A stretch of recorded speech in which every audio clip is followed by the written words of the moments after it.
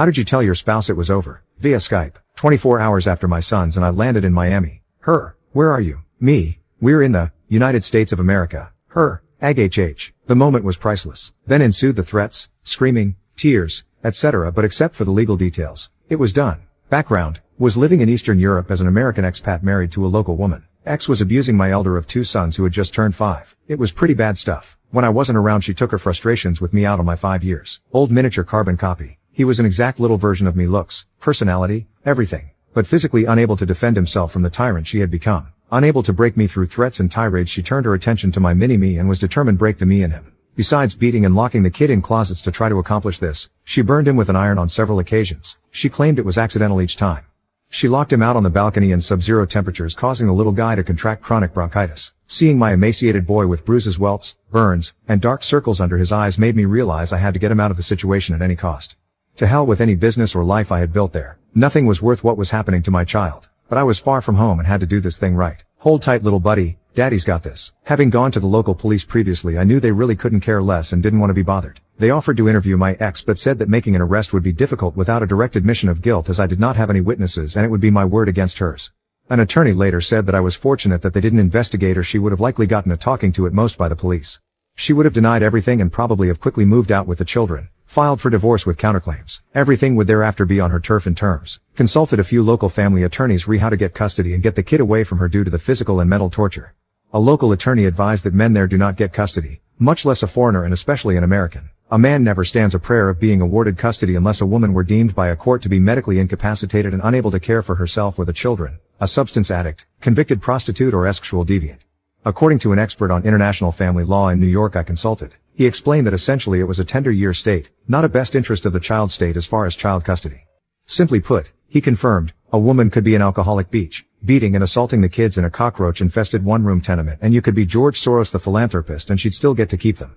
Go figure. The best a man could hope for was a visitation order. Also, that visitation would be difficult to enforce should she decide not to honor it. What about the abuse? Was told she'll deny it and make something up that will vilify you. Likely even bring a few others to cackle in support of the herstory. Hell, she may even reverse the situation and have charges filed against you. There was little hope of getting any kind of legal remedy as an expat father. I seemed to have hit a dead end. It had become a living nightmare. The advice I received from local attorneys was to get my kids out of the country and to the U.S. It was a ray of hope. However, it was far from a simple task, albeit the only fighting chance we had. Getting children, especially small children, across the border as an American was going to be a difficult undertaking. It had to get done. I would need to set up an elaborate operation with falsified travel consent documents that were able to pass through exit controls and electronic verification to get my kids out successfully had there been a NE-EXIAT order put in place at her behest.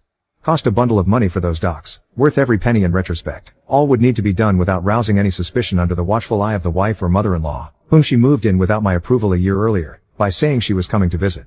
She just never left. Any mention of it and there would be a fight. I knew I'd have one chance only. If for any reason my plan failed, were somehow discovered or caught leaving, it could potentially mean never seeing my kids again and facing hard time in a foreign prison.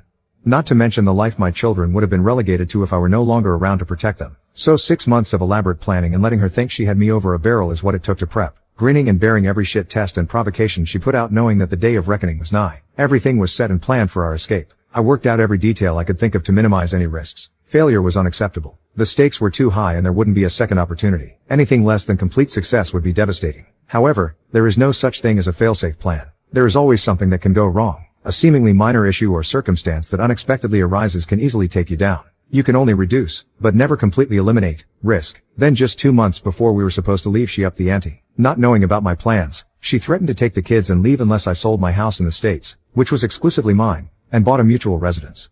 It doesn't take a financial guru to see the writing on the wall as far as what her business plan was. The intentions were crystal clear. Years before, I was toying with the idea of purchasing a property for us, but as time went on she began showing her true colors and I quickly got the sense that I would likely get fleeced. Not happening. Simple solution. I continued renting so as to ensure the most she could get was the last month's rent and some trinkets should things really go south. But no assets. Well, mama-in-law started in earnest on the coaching, so I had to play it cool and drag things out long enough to catch that one last flight. With my boys, I knew that the risk was still too high that she might leave with the kids first, so I dangled the carrot. A big one. Real whopper. Pretending to acquiesce, I told her to go ahead and find a good realtor as long as she promised to let up being so harsh on the kid. That I believed would get the kid a little slack since she'd be on her best behavior until she got what she was after. I told her once we co-owned a property I believed it would be better for our relationship. Hook, line and sinker. She and mother-in-law were so happy. They swallowed it. Rather, They thought I did, knowing that once I bought the house they would then be able to get me out of the picture as we had been married long enough. She would likely get the majority of the interest in the property based on the local laws favoring women, especially with there being small children in the household. What they didn't understand or appreciate was the fact that they weren't dealing with a wide-eyed pussy-whipped American that was on his back exposing a soft white underbelly. Rather, some good old-fashioned smoke and mirrors before the ball dropped was what was really going down. D-Day was approaching. I told them 2 months in advance I was taking the boys out of the city on a retreat to a friend's country estate for a couple of days during the spring holidays. Boys only trip. I already had our tickets purchased to Miami 2 months in advance. The paperwork was in order and we were ready to bug out. Showtime. The morning we were leaving I had to get the passports out of the safe in our bedroom walk-in closet without her waking up, along with changing the combination in case she tried to open it before we left the house. This could buy us time as I needed to have a somewhat plausible response rather than her finding an empty safe. A perplexed look along with it must be her entering the code incorrectly or an electronic malfunction. I'll get a locksmith to look at it when I get back after the weekend.